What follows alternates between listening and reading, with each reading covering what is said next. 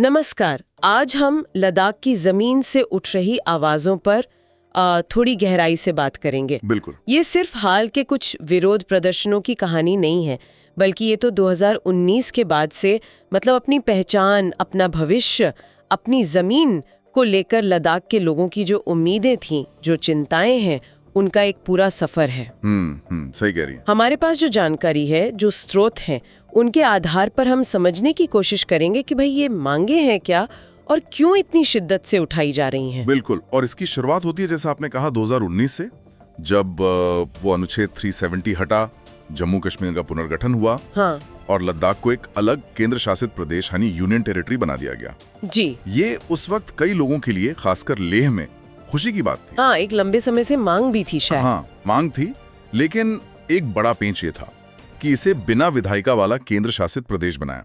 मतलब कोई अपना चुना हुआ मुख्यमंत्री नहीं, अपनी विधानसभा नहीं। अच्छा, तो ये एक कमी रह गई शुरू से। हाँ, शुरू में तो उत्साह था कि चलो जम्मू कश्मीर से अलग हुए, अपनी पहचान मिली, लेकिन वो एहसास, जैसा आपने कहा, ज्यादा टिका नहीं। जल्द ही ये एहसास होने लगा कि भाई अपनी विधानसभा नहीं है, तो मतलब ये हुआ कि जो स्थानीय मुद्दे हैं उन पर फैसले लेने की ताकत अब लोकल लोगों के हाथ में नहीं रही। वो दिल्ली चली गई। हाँ, वो शक्ति दिल्ली चली गई। और लद्दाख जैसा इलाका, जहाँ की संस्कृति, भूगोल, जरूरतें सब कितनी अलग हैं। बिल्कुल अलग।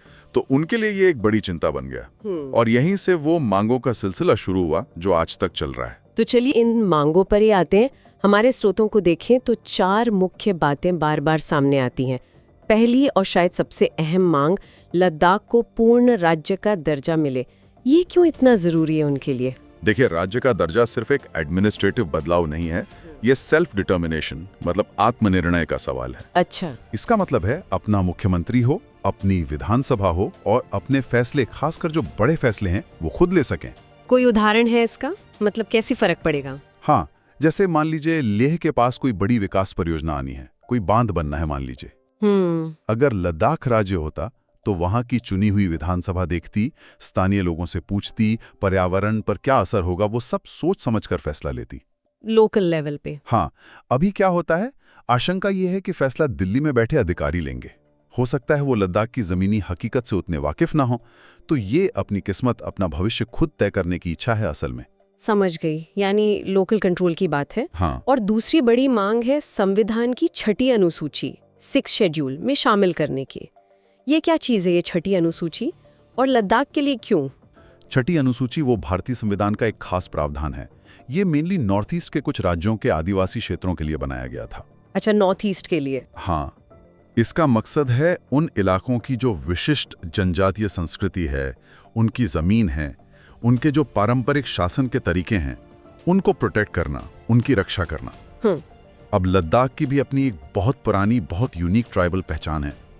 ज्यादातर आबादी आदिवासी है, तो मांग ये है कि इस अनुसूची के तहत लद्दाख को भी विशेष संवैधानिक संरक्षण मिले, ताकि उनकी जमीन, उनके संसाधन, उनकी जो सांस्कृतिक विरासत है, वो बाहरी दबावों से, मतलब बाहरी असर से सुरक्षित रह सके।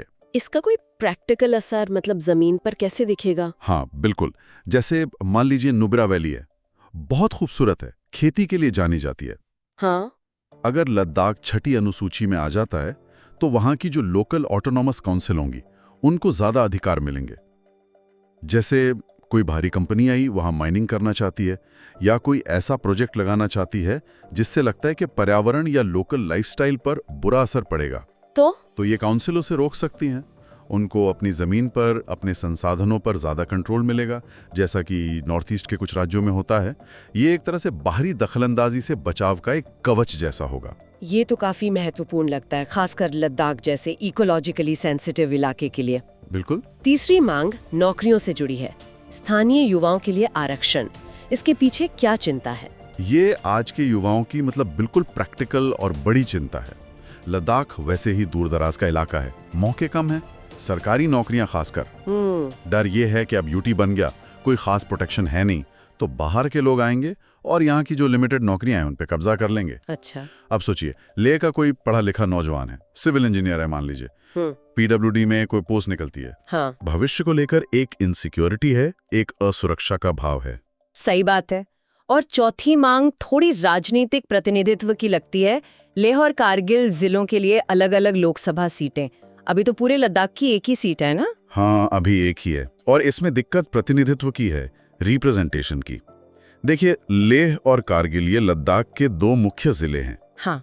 ये जियोग्राफिकली, कल्चरली और यहाँ तक कि अपनी ज़रूरतों के लिहाज से भी काफ़ी अलग हैं। कैसे? जैसे लेह की प्रायोरिटीज़ शायद टूरिज्म को प्रमोट करना हो सकती हैं, पर्यावरण की चिंताएं हो सकती हैं, जैसा हमें जानकारी मिली है। वहीं कारगिल के मुद्दे शायद ज़्यादा खेती से जुड़े हों, बागवानी से या बेहतर रोड कनेक्टिविटी से जुड़े हों। अच्छा, ज़रूरतें अलग अलग हैं। हाँ, और अब एक अकेला सांसद इतने बड़े और इतने विविध क्षेत्र की इन अलग अलग आवाज़ों को, ज़रूरतों को संसद में कितनी असरदार तरीके से उठा सकता है? मुश्किल है शायद। बिल्कुल। 2 सीटें होंगी तो दोनों जिलों को लगेगा कि हाँ, हमारी बात सीधे दिल्ली तक पहुंच रही है, हमारा नुमाइंदा है। तो ये 4 मांगे तो साफ हैं। राज्य का दर्जा, छठी अनुसूची, नौकरी आरक्षण और अलग सीटें। लेकिन ऐसा लगता है कि इन प्रशासनिक मांगों के पीछे कुछ और गहरा चल रहा है। कोई डर है, कोई आशंका? बिल्कुल, और ये डर अपनी पहचान और अपनी जमीन खोने का है। लद्दाख कोई आम जगह नहीं है। नहीं, बिल्कुल नहीं। ये एक ठंडा रेगिस्तान है। इकोसिस्टम बहुत नाजुक है। यहाँ विशाल ग्लेशियर हैं जो हमारी नदियों का सोर्स हैं। ऊंचे ऊंचे पहाड़ हैं। आबादी बहुत कम है, बिखरी हुई है। हाँ। सदियों से यहाँ के लोगों ने इस मुश्किल माहौल में जीना सीखा है, अपनी एक अलग संस्कृति डेवलप की है। तो अब डर किस बात का है? मतलब नया क्या हो गया? डर है बाहर से आने वाले बदलाव का।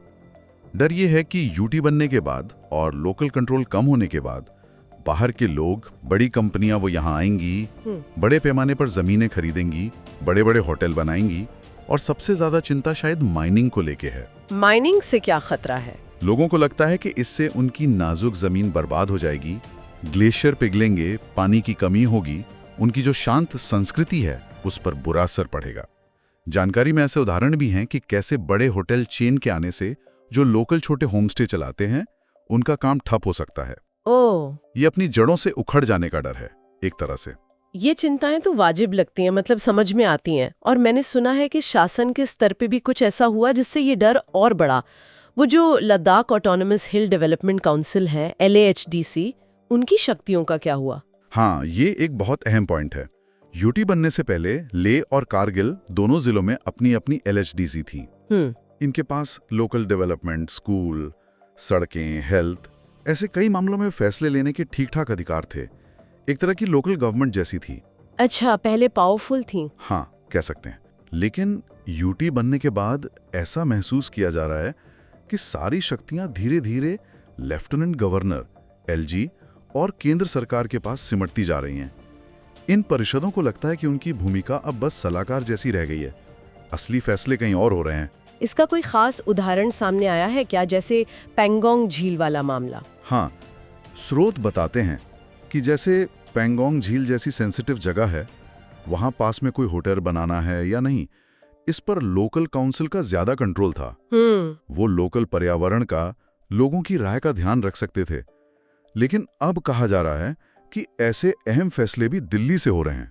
ये शक्तियों के सेंट्रलाइजेशन का, केंद्रीकरण का प्रतीक है और इससे लोकल लोगों में ये भावना बढ़ी है कि भाई हमारा अपने घर पर ही कंट्रोल कम हो रहा है। इन्हीं से वजहों से फिर ये विरोध प्रदर्शनों का सिलसिला शुरू हुआ होगा।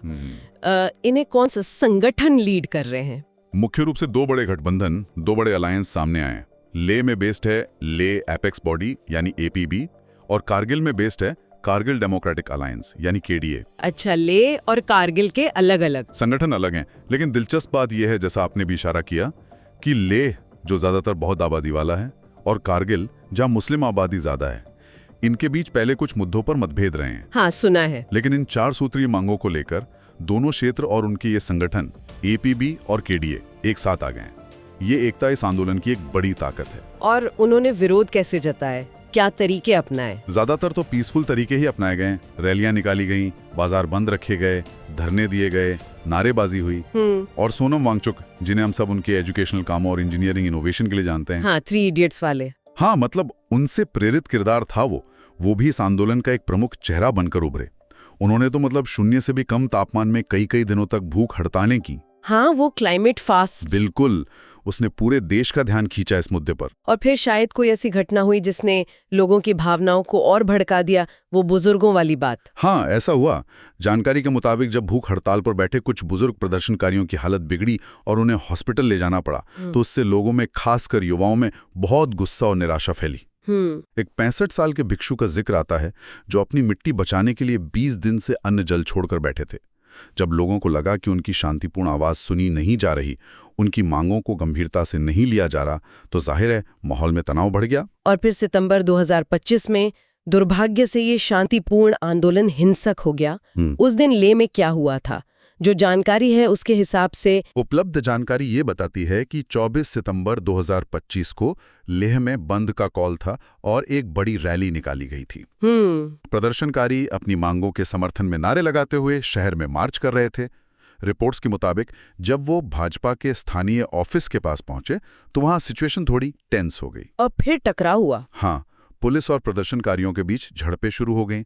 पुलिस ने भीड़ को हटाने के लिए आंसू गैस छोड़ी, लाठीचार्ज किया। और फिर भीड़ की तरफ से इसके जवाब में कहा जाता है कि भीड़ उग्र हो गई, पत्थरबाजी हुई और फिर हालात और बिगड़े जब कथित तौर पर भाजपा ऑफिस और कुछ पुलिस की गाड़ियों में आग लगा दी गई। और सबसे दुखद पहलू इस घटना का, हाँ, सबसे दुखद और त्रासद पहलू ये था कि इस पूरी अफरा-तफरी और हिंसा के बीच पुलिस की फायरिंग हुई, जिसमें 4 लोगों की जान चली गई और कई लोग घायल हो गए। 4 मौतें। हाँ, वो दिन लद्दाख के इस आंदोलन के इतिहास में एक बहुत ही काले दिन के तौर पर दर्ज हो गया। एक सामान्य सा दिखने वाला बंद का दिन जो राज्य का दर्जा 2, छठी अनुसूची 2 के नारों से शुरू हुआ था, वो पत्थरबाजी, आगजनी और मौत पर खत्म हुआ। इस भयानक हिंसा के बाद सरकार ने क्या कदम उठाए? फौरी तौर पर तो वही हुआ जो ऐसी स्थितियों में अक्सर होता है। लेह में कर्फ्यू लगा दिया गया, इंटरनेट सेवाएं बंद कर दी गई ताकि अफवाहें न फैले और हालात काबू में आ सकें। और लंबे समय के लिए क्या बातचीत की कोशिश हुई या कोई और एक्शन? उसके बाद कुछ गैर सरकारी संगठनों, एनजीओस और कार्यकर्ताओं पर भी कार्रवाई की खबरें आई। सोनम वांगचुक के एनजीओ का लाइसेंस रद्द करने की बात भी जानकारी में है।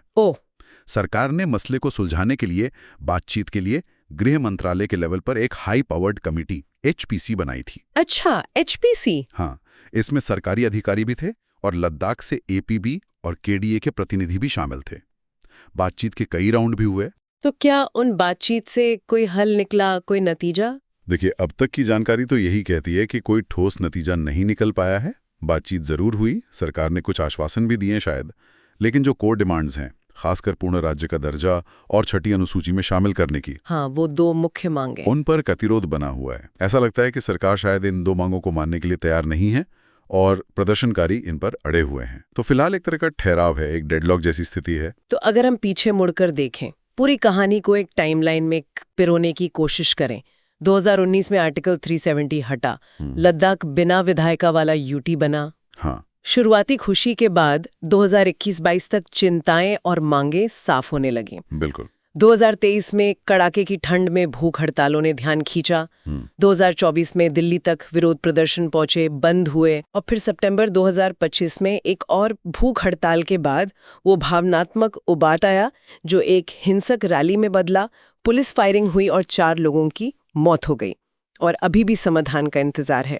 हाँ, ये घटनाक्रम का एक बिल्कुल सटीक चित्रण है।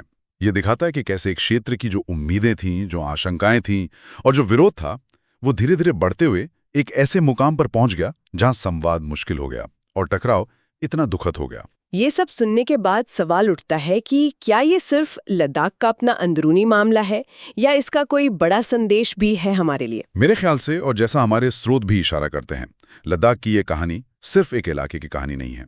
ये एक सिंबल बन गई है। किस चीज का सिंबल? अपनी पहचान बचाने का, अपने जो सीमित संसाधन हैं उन पर नियंत्रण रखने का और अपना भविष्य खुद तय करने की लड़ाई का।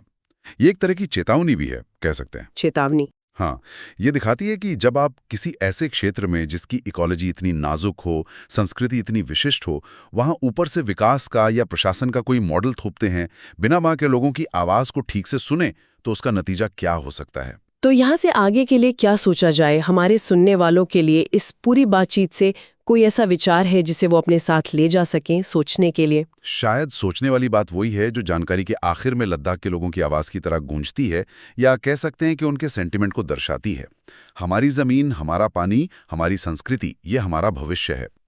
और इस भविष्य का फैसला हमारी मर्जी से होगा, ना कि बाहर से। ये बात हमें सोचने पर मजबूर करती है कि जो स्थानीय समुदाय हैं वो अपने भविष्य पर कितना नियंत्रण चाहते हैं, और बाहरी ताकतें, चाहे वो सरकार हो या बाजार हो, वो उसे कितना प्रभावित करती हैं। ये संतुलन कैसे बने? हाँ, ये संतुलन कैसे बने, ये सवाल सिर्फ लद्दाख का नहीं है। शायद आज दुनिया में कई समुदायों और क्षेत्रों के सामने यही सवाल खड़ा है।